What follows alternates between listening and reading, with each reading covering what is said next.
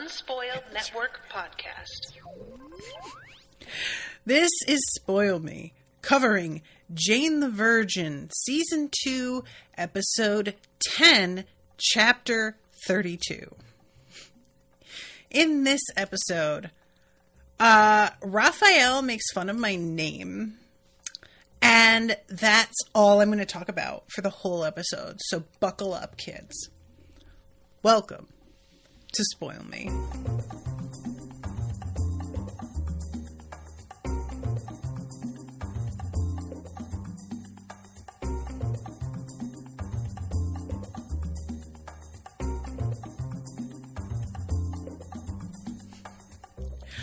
Welcome to the show, everyone. I am Natasha. Thank you very much to Natalia for commissioning this episode.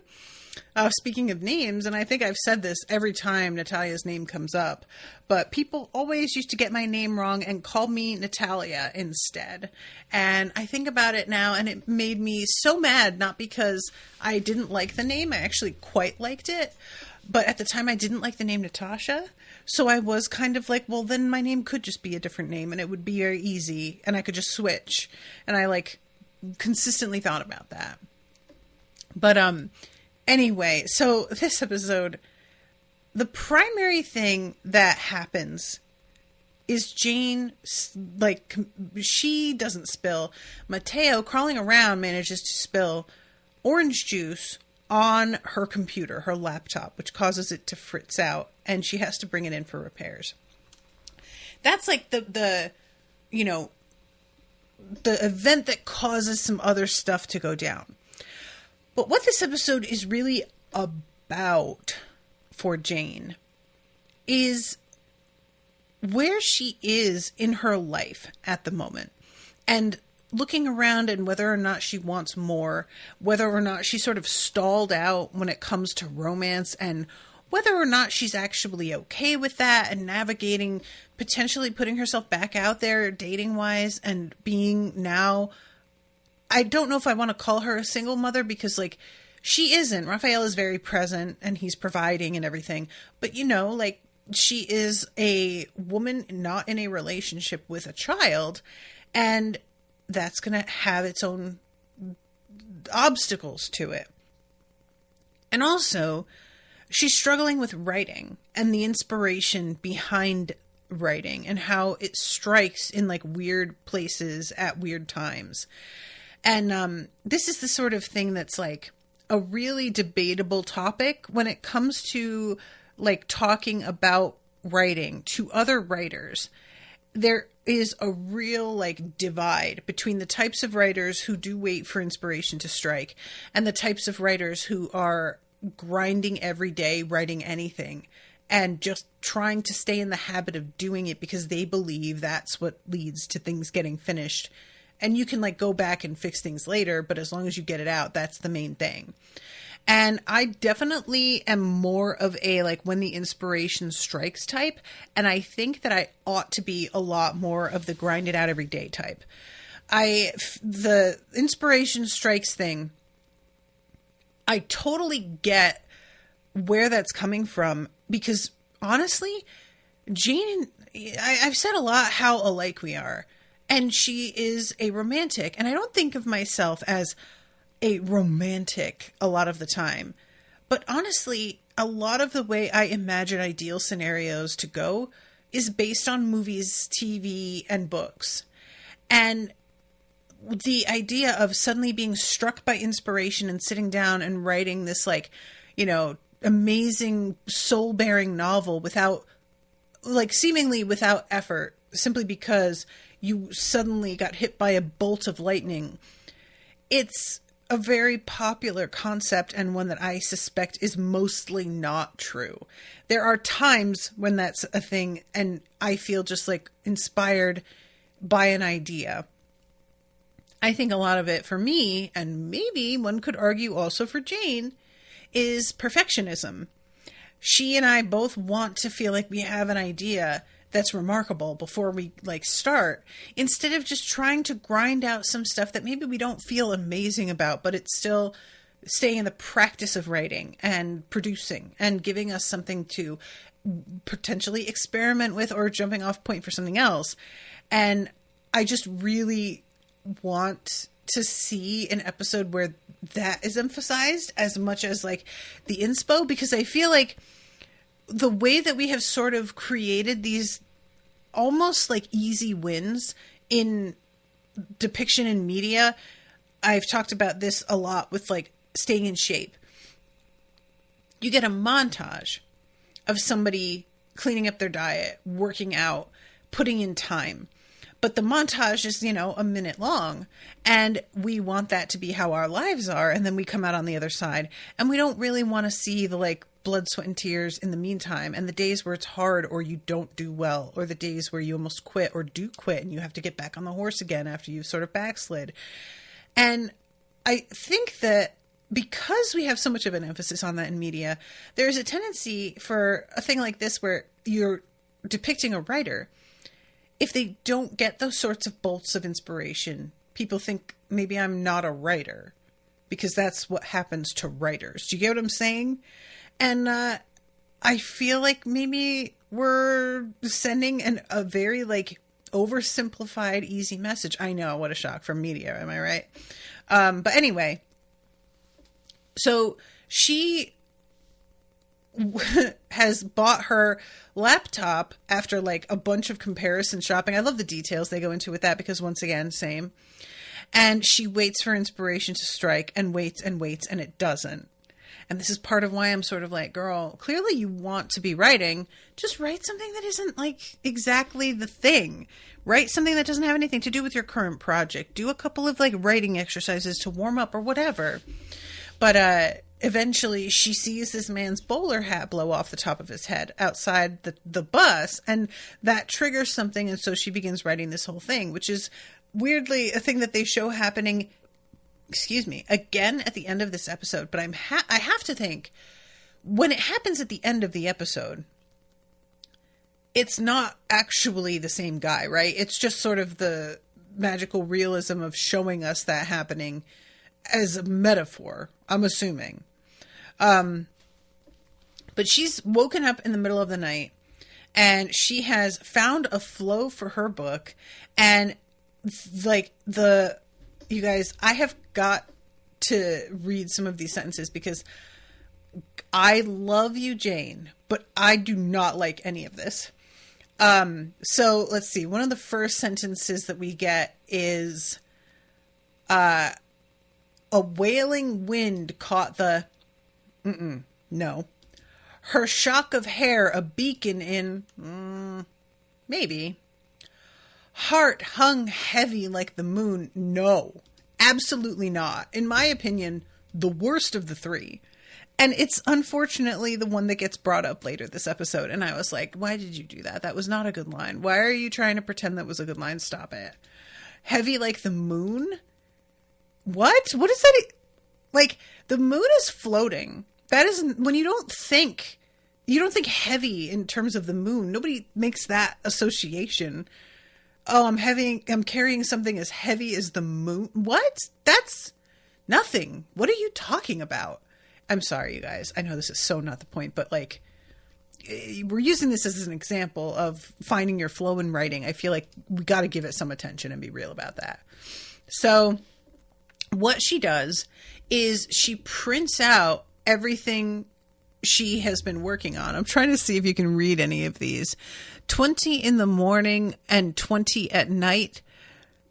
She had briefs to file and a phone sheet 2 pages long. Victoria was an artist subsidized by a something. Oh my God, I'm dying. You guys, I can read every word of this if I were to sit down and do it. And she goes through like all the pages one by one, and you see a couple of them. I really, really want to go and read this whole thing. I'm not going to. But anyway, so she prints it all out, and she makes corrections in pen on the actual hard copy, and then she goes back into her laptop and she changes out all like better words for all of the ones that she had highlighted and crossed out and whatever. So basically it's this like intense amount of work, which later on it's mentioned that she has printed out a hard copy, and it's this one that she put all the corrections on. So, like, yes, she corrected a lot of stuff. However, the things that she corrected would have been already marked out. So I don't feel like it's impossible for her to get the work back, but it would be a lot. Like, I say it's all been marked out too. And the thing is, when you do this kind of rewrite, you make all kinds of changes that are not indicated. You would just whatever took your fancy as you were fucking with that sentence, and it wouldn't necessarily be the exact change that you noted. So yeah, a lot. And this opening ends with it like being like one of the most amazing nights, at least to somebody who had never had sex. And you guys, this show is named Jane the Virgin, and I can't tell you how often I need to be reminded that she's never had sex, because I straight up forget all the time. I just can't. Like, girl, will you just get it in already? Jesus Christ. The fact that she has shoved a baby out that pussy and never got a dick in it is a crime. That sucks. And that's the worst. Anyway. So the next morning she's talking to her grandmother about the writing, and her mom comes in and she's all perky. And when they're like, what's going on with her? She admits that Rogelio got to see his mother finally for the master manipulator that she is. And when they're like, you shouldn't gloat, she's like, fuck that, I'm gloating. And you guys, I'm a Shamara on this one, I'm sorry. I don't think in private there is anything wrong with gloating. It's one thing to gloat in front of him, especially considering that it's like about his family breaking up and a secret coming out that he didn't know about. Like, but it doesn't feel like she's doing that standing in front of him. It feels very much like a private sort of finally kind of thing. And I just don't see anything wrong with that. I really don't. Like, this is the sort of thing that is, if anything, a healthy way to cope. If you can actually not gloat and mean it, great. But if you have a tendency and you try and like pretend you're not, I feel like it's almost more painful to watch, because everybody kind of knows that you're gloating. I don't know. Maybe that's just me. Maybe this is me telling on myself. It certainly could be, especially like I am somebody who can be very smug. And so I know that that's like an unappealing quality, and I don't love that about myself. I would like to say I'm working on it. I'm not even sure if I really am. Am I? I know it's not likable, but I'm also sort of like, oh, well, I don't know how much it harms anybody. It's just unpleasant to be around. But what she does later, all things considered, extra gloat allowed, because she just really tries to take a bullet for him. It does not work, but she attempts it. So we then jump to Rogelio and his mother, and she has made this incredible breakfast for him. And he's very alive to the fact that this is her attempting to distract him and get her to soften up towards him. And she says, I always would make you a breakfast like this when it was one of the days of your professional achievements. And we go back to Rogelio. Chewel's gum oozes with flavor, and the way he smiles with his teeth. And honestly, I love this energy. They are so good at casting the younger versions of these actors. And this little kid is just the right mix of almost unbearably smarmy and genuinely adorable cinnamon roll. I don't know how Rogelio manages to stay right in that fucking sweet spot, but damn. And they got a kid that can also do it. So this is when Rogelio is like, well, yeah, we made a great team, but you lied to get my sympathy. And she says, well, yeah, that's true. I did, but I knew that when the truth came out, I wouldn't have it. And I loved that line.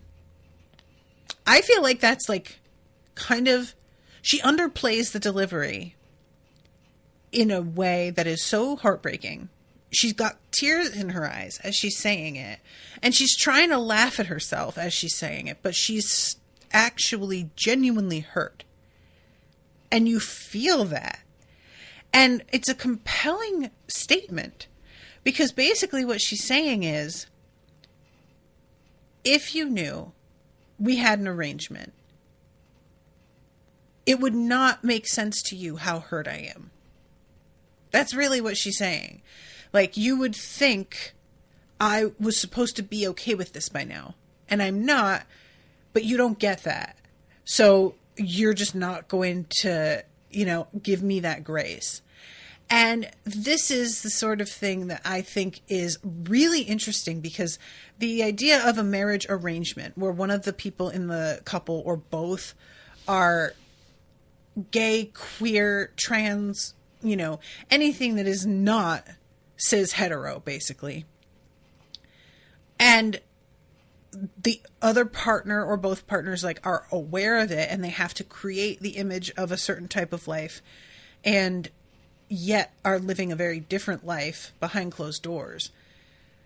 I could see how you would get really attached anyway, in a way that people wouldn't respect, because it isn't a regular romantic connection.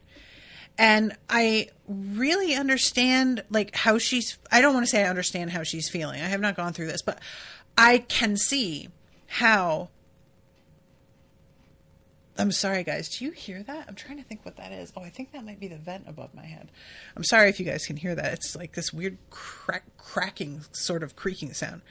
But the life that they had created was still one of companionship. They spent time together. They lived together. They shared their lives, even if it wasn't a traditional romantic relationship.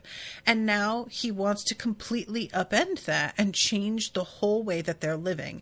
He has the right to do that. And I, for one, am happy for him that he is in a world where that is now possible, that he has been able to live long enough to see the tide of society shift so that being himself in public is an actual option. Amazing. And I'm sure she's happy for him too. But that doesn't change the fact that she is an older woman who is being completely upended and has to figure out how to start from scratch, which is sort of what Jane is also dealing with. And it's interesting to see the two of them juxtapose against each other, where Jane is starting from scratch, but she's still quite young. And even so, it feels tiring to her. And then we have this woman who, imagine how tiring it must feel to her. She thought her life was established. She had a life that she liked. And she had gotten old enough that it was reasonable to think this was what she was going to keep. And now she's being told that's not it. That's hard, man. I mean, I was thinking a lot about if something were to happen where I was lost Owen somehow, and it would have to be a death. I mean, that's pretty much the only way. I don't think I would ever attempt to date again. And that's not to say I wouldn't be open to, if I met somebody on the spot somewhere and we seemed to click, that I would necessarily be resistant. Maybe. But I certainly would not be putting myself out there on apps. It sounds so exhausting to me. And I don't know if that's even what his mother is looking for. If she's thinking, by start over, it means I now have to go out and find a man. I don't get that impression. It seems like it's more the change in her life and companionship, and not necessarily because we don't know a lot about her own romantic history. If they had an arrangement and he was out here with his boyfriends, she had to be seeing people. or not, maybe, you know, like whatever the situation was with her in terms of like her sexual activity, if there was any, that could still be the way that she lives, but it's different that there's not somebody to like come home to at the end of the day. And I wonder if she would be interested in attempting to connect with another man, if she has the money to live alone and would actually kind of rather learn how to do that. I don't know, you know, like maybe there would be another woman that would be somebody that she could befriend, and the two of them could like be each other's companions and live together and be gal pals, but like genuinely, not when people say gal pals and it's actually a lesbian relationship. I mean like sincerely good friends. Like Rashawn and I had talked about how if anything happened where both of us wound up single at the same time, I would just move in with Rashawn. We would just get a place together because of course we would. Like, it's just a given, you know? But I have that kind of friendship where that's what would happen. And it doesn't seem like she had a whole lot going on other than Rogelio's, like, career and his relationship with her. I don't know, though. I don't know a lot about her. But yeah, this what he decides that he's going to do in order to sort of distract her, because like what she wants is for him to convince his father to stay with her. Because Rogelio says, I just want both of you to be happy. And she says, we were. That's what's making this so hard. Honey, you were happy. He didn't get to be himself out in the world and just live his own life. You don't get to say we were. You were. It was about you. And now he's finally going to get to go do his thing, you know? I find this very fascinating because so often when you have this sort of storyline of like a person's parents splitting up later in their lives, the sort of trigger tends to be a man who has gotten too comfortable and a woman who has felt stifled and like she hasn't been able to pursue opportunities or go on adventures or anything because she was expected to be a wife and mother. And now finally that era of her life has come to a close and she's decided, fuck it, I'm living for myself. And so it's kind of fun to see that turned around where it's the husband and coming up with a reason why, and it being that he's gay and he had to put on a show that makes total sense. And later on, it's made quite clear to her, and she accepts that like he has never been happier than he is now that he is able to just fully be authentic to who he is. And, you know, to give her credit, she tries to accept that with grace. She's clearly heartbroken. But, you know, shit ends, people's lives change, and just try to be happy for him, you know? So, in the meantime, what Rogelio does is he hires her to, like, be his manager. And this, you guys, Rogelio actually comes to the conclusion that he has to fire his mom a lot sooner than I thought he would. It's really funny to see that, you know, so Shamara is saying to him, you can't fire your mom. When, if you were going to predict how this episode would go, what would you have predicted? That he wouldn't see that he needs to fire his mom, and that Shamara would be like, you've got to, she's ruining your career. She would be the voice of reason, and he would be standing up for his mom, and it would be, you know, like, and that's just what I would think. And I really, really like the way that it goes instead. I'm not so sure that it's entirely, like, true to the characters exactly, but Shamara does, like, put family above everything. So I think probably she would advise against it. And Rogelio, like, his career means so much to him that everything his mother does actually jeopardizing his relationship with, like, another big shot in the industry, that feels like pretty much the only thing that you could, like, convince me of that he would care about more than his mother's feelings at this time. Because genuinely, Rogelio looks out for number one, and I'm not hating on him for that.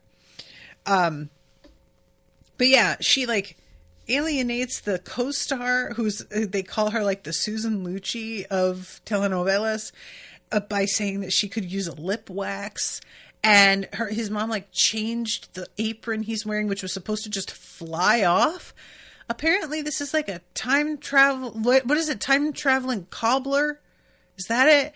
He winds up at Stonewall, you guys. And he's got like a brick in his hand. I thought that was so funny. What a weird tone this show must have. It was giving, and correct me if I'm wrong, you guys. Just give me a second here. Correct me if I'm wrong, but it was kind of giving like Doctor Who, where the Doctor is just present for events in history that are sometimes like not totally appropriate tonally for the show. Do you know what I'm saying? Because I've heard about some things through the grapevine. I stopped watching like when what's his name, Brian Capaldi. I think I watched like a half season or one season of him, and then I tapped out, and I covered that with Jamie for Unspoiled. Unspoiled Doctor Who. You guys, I did not like Doctor Who though. So full warning. If you love Doctor Who and you're going to get offended that I find fault with most of that show, don't listen to it. You won't like it. I'm keeping it up because I recorded it and put a lot of work into it, and it's, you know, my honest opinion.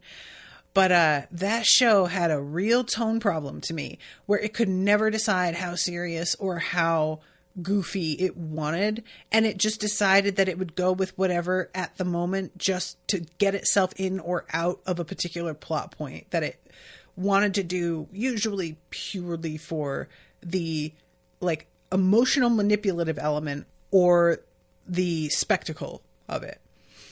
And so yeah, I do not have a lot of respect for that show, and that was kind of like what I kept thinking here. Just him at one moment being willing to make love to this woman, and that the portal's in the chimney, and then immediately like he's at Stonewall and he's about to riot on behalf of LGBT rights. Like, what are you doing? Anyway, so his mother has like really screwed that up, and eventually he fires her. But it turns out like, because she attempts to sort of say, I'll be less intense. And he's like, I just can't do it. I did this because I thought that you needed something to distract you. She is saying, you hired me because I am a professional with good opinions. So to be told, like, I took pity on you, basically, that sucks. You know, like, she was taking this role seriously because she felt like she was being valued, and it turns out to just be her child humoring her. How humiliating. And Shamara goes over and sees her like upset and tells her that she told Rogelio to fire her. So blame me, not him. And his mom says, you're lying through your teeth. And it turns out she was standing right next to one of the monitors when the two of them were talking, because he was still fucking mic'd up. So she heard everything they said, and the fact that it was Shamara who tried to convince him not to do it. And this leads later on to his mother saying, you've got a good woman. I think you should marry her. And I love this being what ultimately gets her on Shamara's side, because Shamara has been desperate for this woman's approval and has pretty much accepted she's never going to get it. And I like how well it speaks to her as a mother of Rogelio, that the thing that convinces her this woman is like good enough for her son is that she was ready to throw herself in front of Rogelio and take the hit for, you know, something that he had chosen to do, but that really was more of an emotional thing. She wasn't shielding him from like the consequences of his actions so much as just trying to like lessen the tension between the two of them. And I think that it just is really nice that his mom saw this and everything else that Shamara attempted to do to just impress her in a very superficial way didn't really do the trick. But then she does this, and all of a sudden she's like, okay, look at you. Maybe this is the one, you know? I liked it. So, all right. The storyline that I'm kind of avoiding is the one where Jane goes on dates, because it's so weird. So the way it starts off is Jane is talking to Lena about how long it's been since she last got, quote, any action. And the last time was 6 months earlier when she kissed Michael. I do appreciate that little timestamp too, by the way. And Lena makes a dating profile for Jane and then puts it up and agrees to meet somebody and gives them Jane's location. Now, I just need to say, to get this out of the way, I do not believe that any woman alive would ever do this to her friend, because we all know what fucking psychos men are. So I'm sorry, especially Lena, because Lena is a good time girl. Lena has definitely been around the block and seen how bad men can be. I do not see her ever just telling a fucking random where Jane is. And especially like after everything that Jane has gone through and whatnot, with like, you know, feeling insecure because people are watching her and stuff, like having her kid kidnapped. I mean, it just, no. So Lena would never, but we've got to suspend that for the sake of this episode. I just really have to address it, because that was all I could think about. It's just like, the way that some men would react to Jane saying that she didn't know them, it could get violent really quickly. And I know that may sound extreme. If anybody listening to this is a cis dude, like, you may think that I am exaggerating, but just Google woman murdered for refusing to give phone number, and you will see so many stories that you won't know which one I'm referencing. And I'm not referencing any specific one, because I know of at least like 15, and that's just off the top of my head. So a woman claiming, I don't know you, I didn't make a date with you, after looking like her in the picture and being where she said she was going to be, a lot of dudes would flip out. Anyway, so this first dude that she's meeting with, who actually is really cute, but she just does not take this seriously at all and is just pissed. He turns up, and it's a whole bunch of like back and forth before it's straightened out exactly what's going on there. And eventually when she goes home and she sees Raphael, it's very funny, because she's like trying to explain to him that it's been a tough day. And by that point, he has not yet told her about what's going on with his mother and the fact that she drugged him. So he doesn't even... She's letting her say today was really traumatic because her computer got fried. But he doesn't show his cards until later, and I'm sure she kind of feels like a goon by then. I know I kind of smooth sailed right past the part where Mateo knocked over the juice on her computer because he's crawling. But the way that he does it is he like gets caught up in the wire, and that pulls everything to the ground. And that shot of Mateo crawling, this little infant, is the most precious bundle of adorable cheeks that I have ever seen. And I really hope that this particular baby stays on the show for a little bit, because wow, that kid is fucking adorable. So cute. And I am not big on kids, as you all know, but my goodness, that was the cutest smile. He looked so delighted, so excited. It was just the best. But anyway, and it's really funny too that I was just listening to a podcast where somebody describes running important programs through a laptop, quote, a machine that if you plug it in the wrong place, somebody can just like walk past and pull the plug out by walking on. They describe this exact scenario, and then I turn on this episode and this little kid is doing it. And I imagine that happens a lot because I know with the pets that I have, even that happens not infrequently. It's so fucking annoying. So anyway, this computer, she brings in, and there is a very cute, but like, what's the word I want here? I guess affected is probably the best word. Dude who is going to be doing like the what's the word? Diagnostics on her computer to see if they can save the files. And it's so funny. Later on, when he turns up at this bar, he's got this like beanie on, and like the whole look that he has going on is the sort of thing that I have always found attractive, the overall style. But every dude that I have met who had that style was a scumbag. And it's like kind of fucked up that like it took this long for me to sort of be like, maybe that look is sort of a scumbag look, you know? I maybe probably should have not found it as attractive as I did for as long as I did, considering the types of dudes I met who dress like this. Not to say all of them, just in my experience. But despite knowing better, he is a little appealing. He's got a little something. His flirt game is like subtle, but it's there. He's got these beautiful brown eyes, and the whole like prolonged eye contact thing with her, all of this, I was sort of like, yeah, what's up? And it's Lena who has to tell her, like, he's flirting with you.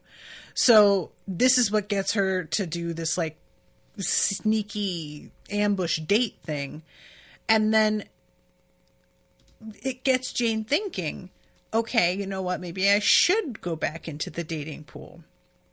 And she makes a profile for herself and meets this guy who is a scientist. And I loved the way that they like portrayed the different, what do you call it? Like the different types of bros on the site. Like the first one is this dude who's, let's see, what's his name? Xander, 32. Greek food and hopefully you. Damn, your pictures are hot. And I'm assuming that this is, oh wait, hold on. I misread that. I'm Xander, 32, into Vin Diesel movies, Greek food, and hopefully you. Damn, your pictures are hot.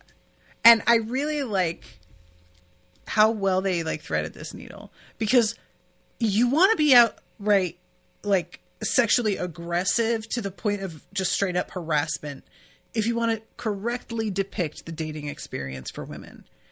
Tons of unsolicited dick pics, tons of like extremely copy paste messages till you get a hit from somebody who's willing to reply to you, tons of like half-hearted attempts at conversation while they're clearly playing Call of Duty and not paying attention. And so when he says, hopefully, like, into Vin Diesel movies, Greek food, and hopefully you, into you could mean either I'm into you, like just a general, or it could be like into you. You know what I'm saying? And the look that he gives, I feel like he's really doing double entendre face with that. Who's the next guy? Colby. Oh my God, you guys.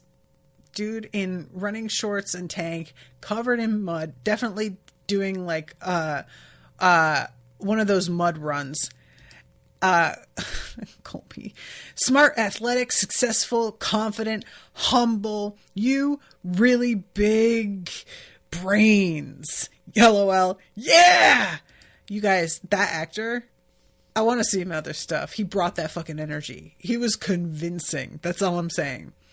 And then Taylor, 27, weird soft boy, and he says, my sister has a friend called Jane. She's a freak. Oh my God. It's just so good. Like the fucking non sequiturs, lots of winky faces without actually like anything behind them. And finally, there is this dude named Greg who is, they have like a pretty good chat conversation, and she's clearly feeling it. They're talking about whether he's lactose intolerant and what books they've read, like good, genuine conversation. And eventually he asks if you want to grab coffee. So she gets psyched up, goes on this date, and she's like giving him such dreamy eyes when they're on this date together. And it's, you guys, it is something. The look on her face, she's very good at doing like dreamy, convincing, but not so over the top as to feel like ridiculous or silly. It's just very, very understated just enough. And so, yeah, this guy is talking about after I graduated, the Conservancy hired me full time, and I've been in Miami ever since. And she's giving him this smile, and we go to this picture of her and him and Mateo, hashtag science is fun, hashtag me and my boys, hashtag Mateo's first slug. And she's clearly kind of spacing out. And he says, what? And she says, nothing. I was just thinking about how my son would get a kick out of touching a slug. And he says, oh, Mr. Sweetface. And she's surprised that he remembered his nickname and looks happy about it. So then we get him texting a friend. And I foolishly thought the text on the fucking screen was what he was actually texting. He says, it's work, let me get rid of them. And we see her, apparently, interpretation of what he wrote. Not coming in till after lunch, I'm actually digging this girl. We find out later that he texted she was clingy and asked his friend to call needing help, that there was like a car accident or something. And then when she looks for him later, thinking their date went great, she can't find him, which means that he blocked her. Devastating. She was having a really good time and had no idea, you know, and I know that this is how dating goes. And honestly, after one date, nobody owes you an explanation as to why they stopped contacting you. Like, that's just part of the game. But it's such a weird thing because, like, I appreciated that somebody was willing to go on a date with her despite having Mateo, because I thought what we were getting was going to be how hard it is to date at all as a woman with a child. Like, that it's just men don't even want to go on a date with you because so many men draw that line. It's interesting because from what I hear, you get men who either draw the line at not like dating women who have kids at all, or they pretend that the kid isn't a problem, but they don't really want anything to do with the child and are hoping that the mom will essentially pretend that the kid doesn't exist. And I was thinking the fact that he knew Mateo was a factor, that he called him Mr. Sweetface. I thought this was a good sign, you know, just like she did. But he interprets her dreamily thinking about Mateo and a slug as jumping ahead way too much. And I kind of was taken aback by that. But when I took a step back and thought about it, I really saw what he probably saw in that moment. You know, she's just sort of like, in her mind, harmlessly thinking about what could be with this guy. And it's a kind of serious future, as she puts it later. She's thinking that he's going to become like a father figure to her son. That's what she's like, calling him my boys, hashtag, you know. They are a family in that scenario. And he doesn't know her at all. And she's already going there. And they're young.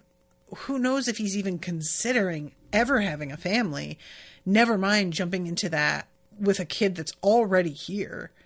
And I really could understand that sort of scaring somebody off and just being like, wait, I didn't sign up for all that. Like, I clearly am not looking for the same thing as you. And this is what, you know, comes up later when she goes to a bar with Lena, who's like, all right, you know what?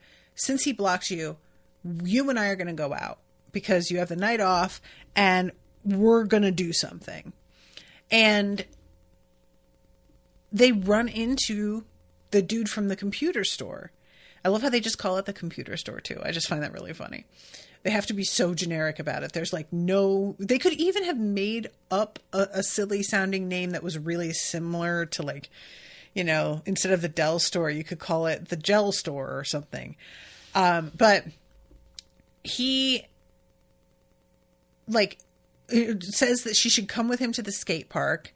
They have a cute little, like, moment where she learns how to skateboard, but then falls and he has to, you know, put a Band-Aid on her knee.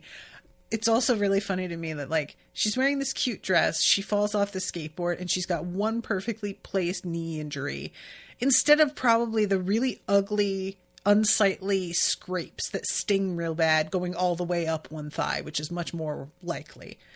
But they have a little bit of a moment and they're kissing, like sitting there together. And she says something like, I didn't see that coming.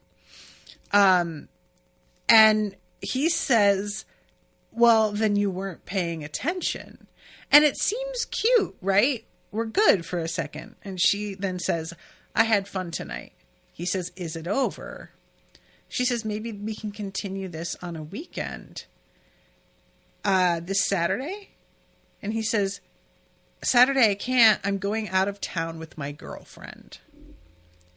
And she backs off, like, and I love the way he says this, you guys. Have you ever met somebody who does this? Who just says shit in the most casual way, like as if they can sort of sneak it by you? Like that, like they're trying to pretend it's not fucked up. I have been on the, like, receiving end of people saying statements like this, and you're like, I can't have heard you right, or you wouldn't look at me like that and have that tone of voice when you said it. It would make no sense together. Yeah. Ugh. So Jane says, I'm mad at myself. I started imagining weekends at the skate park because I don't know how to do this.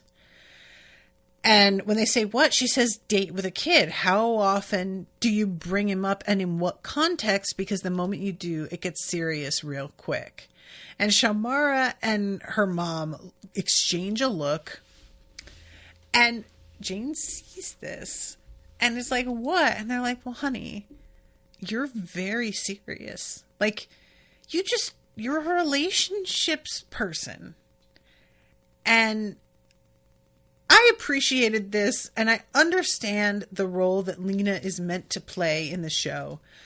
But because Lena is so underdeveloped, every time she turns up, it's just to kind of cause trouble. And so I am just at this point really, like, not liking her as a person because it feels like she doesn't understand or know Jane at all. She's out here being like, you just gotta hook up with a rando.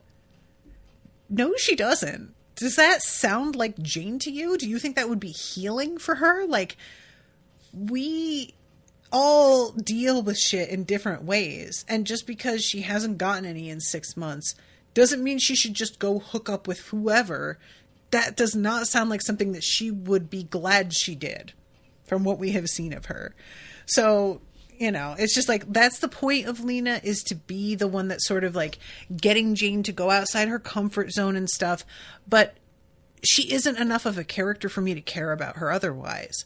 So it's just tricky because every time she shows up at this point, I sort of roll my eyes and I'm like, okay, what are we going to get into this time? Because I know that's the function that she plays. And I don't like that she's reduced to that in the show as a fucking, like, fulcrum to get Jane to go on to another weird, like, out of character bent. It just feels so transparent. I don't want to see the wheels. I just want to see the show, you know? But yeah, Jane is saying, the thought of going through all of this again, going on dates and like meeting all of these people, it just sounds terrible. And Shamara's like, until it's not terrible. And she says, and then what? You start over with someone, it just sounds so exhausting. I just want to skip to the end. And her mom is like, well, you don't have to. Basically, like, you don't have to force it, you know? And she says, like, oh, I have tons going on right now. So you're right. You know what? Maybe I can just focus on the things that I'm focused on. And I fully agree. I understand maybe, like, Lena's saying you've got to get some getting into her head a little bit. But honestly, does she? Does she got to get some? It's been 6 months and she hasn't seemed to have noticed. She's got a lot on her plate. It's not always the right time in your life for casual dating. It's just she's got goals and major life events to take care of. And this is fine. Stick with what you've got for now. You've been quite stressed enough as far as I am concerned. So speaking of which, let's back up a little bit and talk about Raphael, because he gets knocked out, and we find out that since his mother does not have that, I think it was like a thumb drive or something, he had thought Michael hands it over to Nadine, and Nadine gives it to Sinrostro, who gives it to, ultimately, Mutter. If he gave it to Nadine and Rose doesn't have it, where the fuck is it? And, of course, this leads to Michael having to tell his partner, I can't remember her name, this blonde woman, all the details, because she's basically losing patience with him. When she finds out that he handed over this info, she's disgusted. And he has to explain, like, all of the ins and outs about why he did what he did and find it in time. And what it turns out to be, you guys, she has said, if you don't trust me, it's on you. And eventually he comes to realize, when she said, it's on you, she meant literally. And she embedded the chip in the wound on his leg that she made on purpose. This is the silliest shit I have ever heard in my life. And it's fine. I'm going with it because that's the nature of this show. But mostly the silliness of the show is how people act, like the over-the-top quality of the characters and the choices they make. This is a different kind of silly, where she is meant to have injured him so that she could put a whole fucking chip under his skin, and he just never noticed or felt it. I'm so sorry. No matter what your injury is, you shove something under your skin, and you're feeling that as a whole separate type of pain, and then you let it heal and you don't feel the chip under your skin. You just don't see. Really? Come on now. Get out of town. I am not buying it. So anyway, ultimately what she does is, he takes the chip out. He finds it under his skin and like digs it out. And he brings it to his partner. And the chief walks up at that exact moment and he says, Nadine left it with me and I didn't know I had it. But he doesn't know, like, I don't know how he explains how she got a hold of it. I'm not sure if he even has to. And his partner gives him a look like, I'm not telling on you for now. But there's a real sort of for now energy to it. Like if he steps one more toe out of line, that she definitely will fucking go to his boss and just completely let it all out. So we'll see how that goes. I forgot about, there's a scene with Raphael where he's texting Jane and he wants to say that he loves her, but he doesn't. He gets called away at this point to see Petra. And Petra is quite sullen when he gets to the hospital. There was bleeding. She got afraid. She comes in. Everything is fine. And it's an interesting thing because I had been thinking about the fact that there was like that miscarriage in their past. And I was sort of wondering how that might come up because it was something really painful for the two of them. And so let's see, I'm trying to see. He says, but they're okay. The oxygen levels are solid and the babies look good, but she's going to have to stay on strict bed rest for the next week at least. So he says, I'm going to get you a nurse. And at first she's sort of like, okay. But then he comes to see her a couple times and runs into these nurses that are leaving. And she has fired 2 in a row. And at first, he thinks she's being really difficult. And we get a really, I thought, great moment between the two of them. Where he sort of like, let's see, I'm trying to find the spot. Oh, yeah. He says, okay, since you fired all of the nurses, I'm going to stay with you. I'm just going to work from the office, you know. And when we come to them next, he's asking her, like, what would she like? And she's saying crackers and some water and has a sort of attitude about it when she says, and he's really like, you know, what is your fucking problem? And finally she's like, you know, I fired those nurses because they kept saying it'll be fine. They were very dismissive of the fact that I was worried. That is what they said last time. And it fucking wasn't. And I don't like how just cavalier they were about assuring me I had nothing to worry about when they don't know that I don't have anything to worry about. And it was a really nice human moment for her. I liked it. And then we have a much cuter moment of her and Raphael looking at names. But I didn't find it cute because Natasha comes up and what does Raphael say, ladies and gentlemen? Natasha. Like Boris and Natasha? Oh my God, that is so funny. That's really funny. Nobody has ever said that. Ever. I have not had total strangers at the checkout counter look at my debit card and being like Boris. That's never happened to me. I haven't had teachers explicitly use that as a way to remember my name in my life. There's just never been a soul who said those exact words in that exact order to me ever before. And it's hilarious.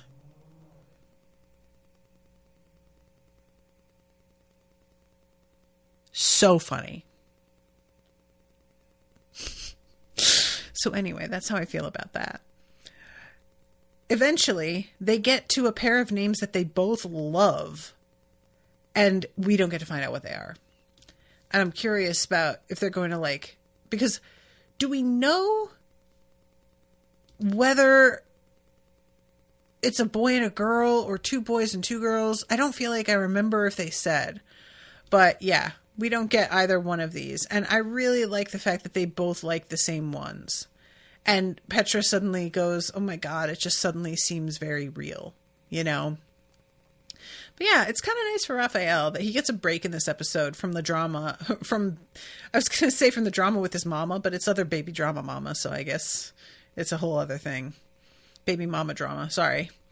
And yeah, when he puts his hand on her stomach, it's a real moment of like, this is what could have been between the two of them if things hadn't gone the way that they went.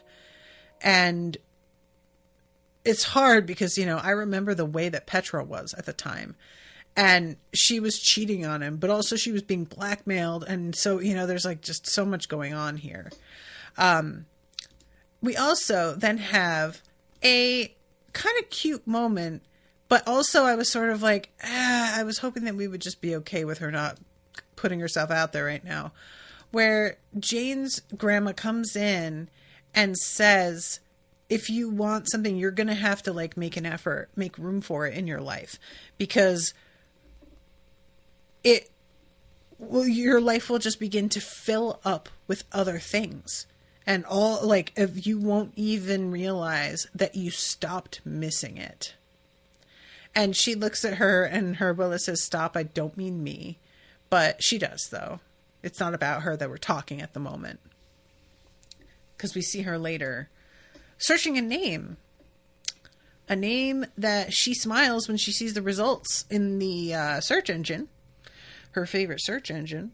So I'm very curious what lost love this is. What's going on here?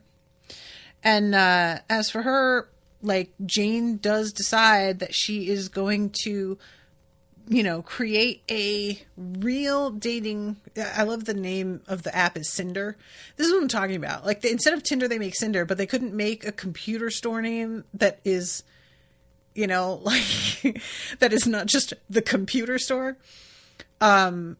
About me: creative, responsible, intelligent, literary, good with kids, career-minded, goal-oriented, romantic. Extra points if you love Isabel Allendale and grilled cheese. And you guys, she has this dream about her professor, and it is a really, really good one. It was one of those that, like, I fully knew everything was lining up way too much, that it wasn't real. But I also felt like there was so much chemistry between her and this actor from the moment she started class that I was just like, oh yeah, let's do this. Let's do this. And this man can get it. Do you hear me? Like, fuck Raphael and Michael. This guy, this is daddy material. This dude is serious. This dude is attentive and creative. He's listening and having, like, real conversations and seeing potential in her. Like, I know the whole problematic nature of him being her professor and the power imbalance. I get it. But also, let's be real. That's what's hot. I don't make the rules. I'm terribly sorry. Power imbalances are hot. It's just true. I know that we all wish it weren't true, and I know that we all have to be better people than our baser instincts and acknowledge that those things can be used to take advantage of people, and that is all true, but also it's hot. And this bit where he, like, eventually just gets up from behind the desk and he has, like... he has torn his shirt off, swept everything off of his desk, and laid her back on it, and is making out with her on the desktop. This was hot. I'm sorry. Even as much as, like, we have had romantic moments, this, for me, was the first one that I really had, like, blood pumping and was like, oh, get it? Yes, girl. And eventually... she is able to, like, rewrite what she wrote and brings it to him. And he's like, I can see why you were really upset to have lost this, because it's excellent. And she tells him, like, actually, you know, this is better than what I wrote the first time. I wrote this on the bus. And she managed to get her groove back by sort of letting it happen, which I think is a pretty good metaphor for her romantic life as well. You've just got to let yourself get your groove back. So I think that's about everything. But man, that dream, I'm watching it, the way he, like, tries to recommend the book, and then there's a grilled cheese sandwich just sitting there, and he gives her this look and just gets up.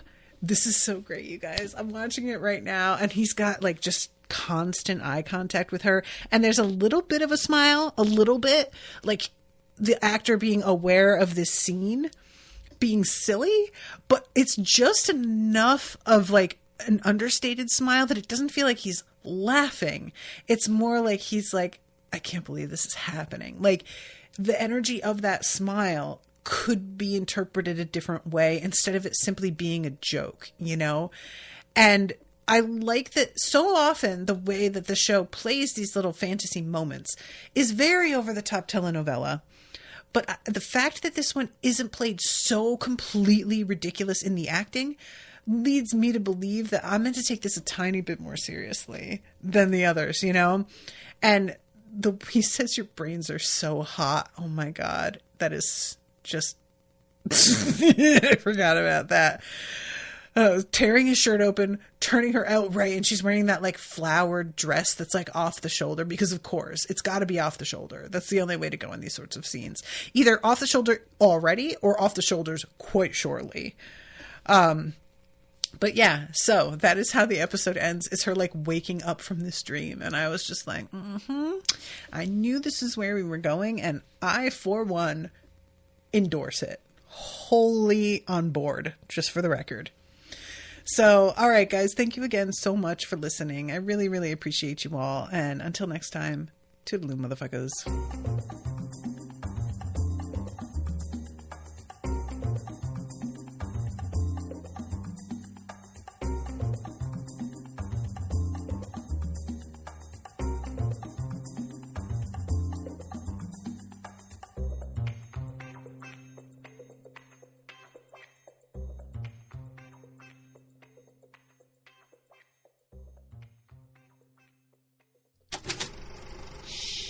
That was an Unspoiled Network podcast.